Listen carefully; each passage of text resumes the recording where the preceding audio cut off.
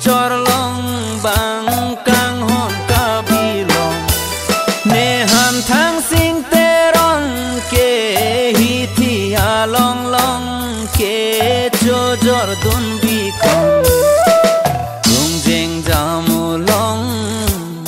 a hi thi along li vo ham ka chi tong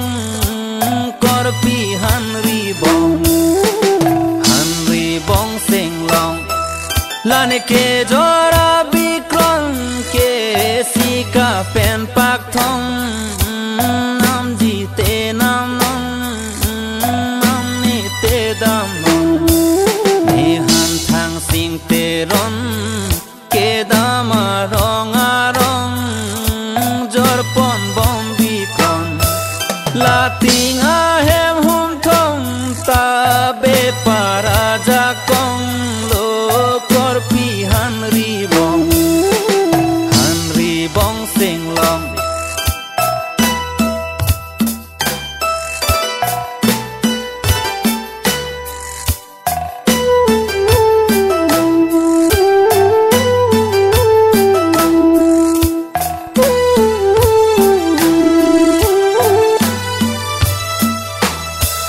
e kor pi han ri bong sing long e han thang sing te ron ke mi ri a ja rong ne che ve phang war dong si dam chot bang a rong vô ham lak thu ong si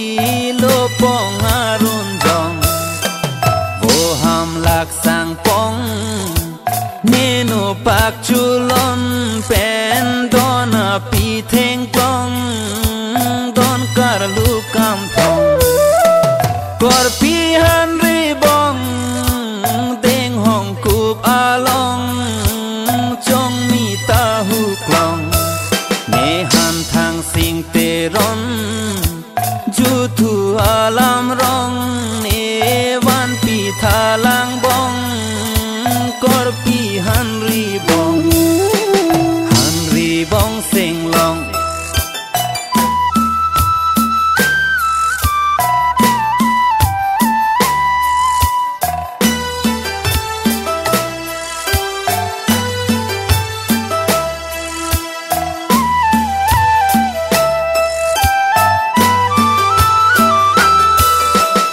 kor pi han ri bong ke cho ja ka che klong sir ku chilut tong kun tong la hon thari lang pong klo bu khorong rong jing jir hem pen hong kor pi han ri bong cho ja ka che klong ke chi di plop ang ong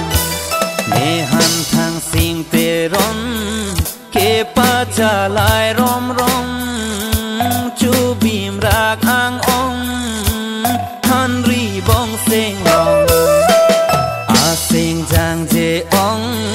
ke hon thari lang pong pen theng kloi ni ri pong kor pi han ri bong sing long ne